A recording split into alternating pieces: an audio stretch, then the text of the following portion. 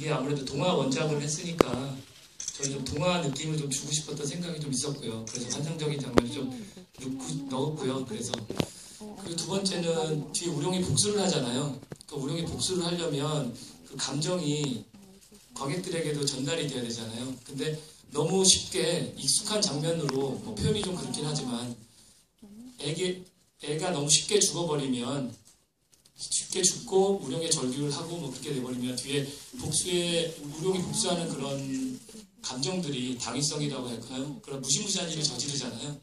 그런 일을 그 감정을 전달해 주기 위해서 그 영남의 죽음은 좀 인상적이어야 되지 않을까 싶어서 그런 약간 전략적인 면이 있었죠. 네. 고맙습니다.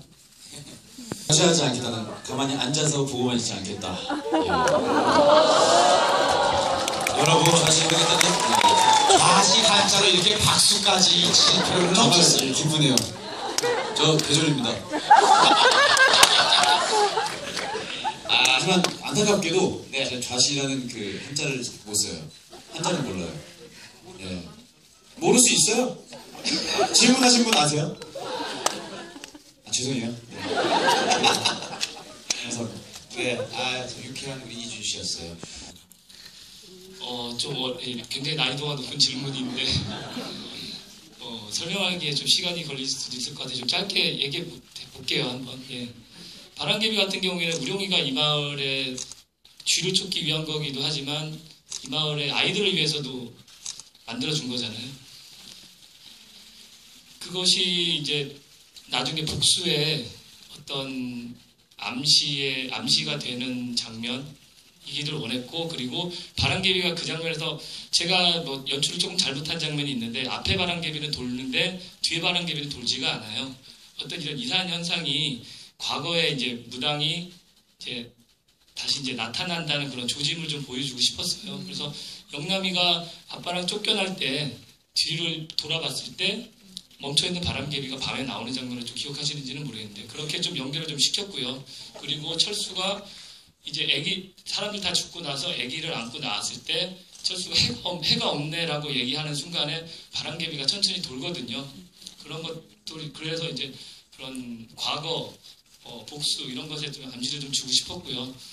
그리고 그 철수가 이제 아기를 데리고 들어가는 장면이 어떤 의미냐고 물어보시는 거죠. 그 철수만 약간 의심을 하잖아요. 갸우뚱하면서 들어갈까 말까 망설이게 되는 네네. 그 장면. 네네. 철수가 잘 생각해 보시면은 그 장면을 목격을 했어요. 우룡이 손 잘리는 장면을 미숙이가 죽고 그 장면을 목격한 유일한 아이가 이제 철수고요. 그래서 철수가 떠나면서 얘기를 하죠. 우리 애들이 이제 피리 아저씨 따라갔을 때 철수가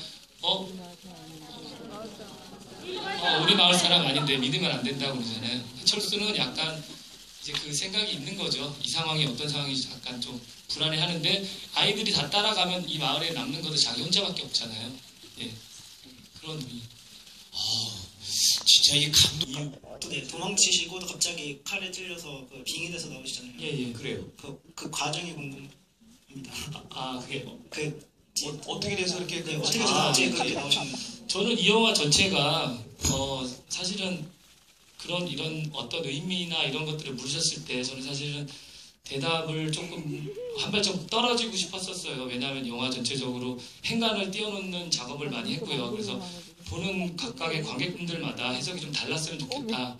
그래서 그 해석을 가지고 얘기를 좀 서로 했으면 좋겠다라는, 나는 이렇게 생각해, 뭐 이런 식으로. 근데 오늘은 좋은 자리니까 저는 두 가지 정도로 생각을 했어요. 하나는 이제 접신, 두 번째는 자해인데, 접신 같은 경우는 마을 사람들이 강요를 했잖아요. 강요를 했을 때 이 여자가 이제 궁지에 몰렸을 때, 진짜 과거의 무당이 이 여자의 정신이 붕괴됐을 때 접신을 해서 마을 사람들한테 복수를 하려고 했던 것이고요. 다른 하나, 자해 같은 경우에는 미숙의 심리를 보면은 자기가 마음을 줬던 남자가 그런 상태가 되고 그 위협이 자기한테도 올 수가 있잖아요. 그리고 남자를 배신을 했고 그 자기 마음의 짐이 굉장히 컸을 것이고 그 남수한테 오입질도 했겠지라는, 여자로서는 굉장히 치욕스러운 얘기까지 들었잖아요. 많은 사람들 앞에서. 그랬을 때 이 여자의 심리 상태가 어떨까. 근데 할 수 있는 방법이 없잖아요. 자기를 포획할 수 있는 방법이. 그러면 이 여자의 심리는 그래 니들이 원한 게 이런 거야. 이런 심리 할 수 있는 최대한의 그게 저는 자해라고 봤어요. 저는 그렇게 두 가지로 생각을 했습니다. 근데 아마 관객분들은 더 다른 의미도 있을 것이라고 생각을 해주셨으면 좋겠어요. 다들 맞는 답이고요. 예. 네.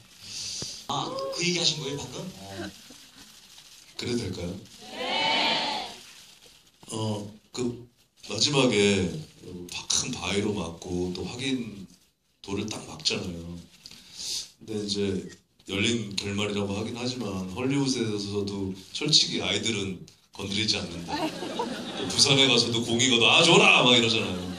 우리나라 정서상도 그런데 그렇게 의도하신 게 지금 제가 기자분들한테 질문을 너무 많이 받아서 그런데 예. 저기 많은 분들이 계시니까 네네. 뭐 저도 이제 말씀드릴 수 있지만 네네. 한번 말씀을 해주시는 게 이 질문은 진짜 가장 피하고 싶었던 질문이에요, 사실은. 왜냐면은 이 영화의 어떤 핵심이라고 볼 수도 있는데, 저도 아까 방금 말씀드렸지만, 알아서 각자 해석을 하셨으면 했던 부분인데, 또 좋은 자리니까 이것도 말씀을 드리면, 그 부분이 표면적으로는 아이를 잃은 아빠가 어떻게 그런 끔찍한 짓을 할 수가 있느냐 아이들한테 라고 이제 묻는 질문들이 많은데, 표면적으로는 당연히 그러니까 오히려 자기 귀여운 아들을 잃은 아빠가 못할 짓이 무엇이 있겠는가. 마을 사람들한테 가장 크게 복수할 수 있는 부분이 그 사람들의 자식을 같은 꼴로 만들어 놓는 게 가장 또 큰 복수가 아닐까라는 게 표면적인 거고요. 그리고 내적으로 좀 보자면 저는 그 아이를 진짜 그냥 지시 대상으로서의 아이가 아니라 풍곡리라는 마을에 대를 잇는 사람들이잖아요. 예. 지금 그 아이들이 컸으면 지금 우리 한국의 60대, 70대 사람들이 한국이라는 나라를 이제 성장시켰던 그 주역들인데, 그러면서 그 사람들이라고 하면 좀 그렇고, 그분들이 그동안 그 경제발전이라는 명목하에 무당이나 한센인 뭐 이렇게 대표되는 소수자 약자들을 다 경제발전이라는 거 합리화 면죄부를 주면서 다 배척하고 꺼리고 숨기지 않았는가. 네. 그런 면에 있어서 우롱은 어떤 심판자, 처단자 같은 종교적인 의미도 조금 거창하지만 제 딴에는 그런 의미로 좀 주고 싶었던 생각도 있고요. 그래서 그 마을에 저는 절멸의 의미를 좀 주고 싶었어요. 네. 저도 참 그 네. 질문 드리고 싶었던 거였는데, 그러니까 맞아요. 바로 그 봉준호 감독의 마더를 보면 그 엄마라는 존재가 얼마나 이렇게 악해질 수 있나 그런 것들을 봤는데, 저는 이 영화의 또 부제를 파더라고 한다 그러면 아버지라는 존재가 얼마나 또 이렇게 잔인해질 수 있나 좀 그런 걸 본 것 같아요. 그리고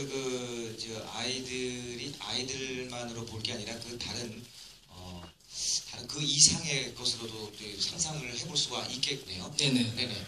알겠습니다. 질문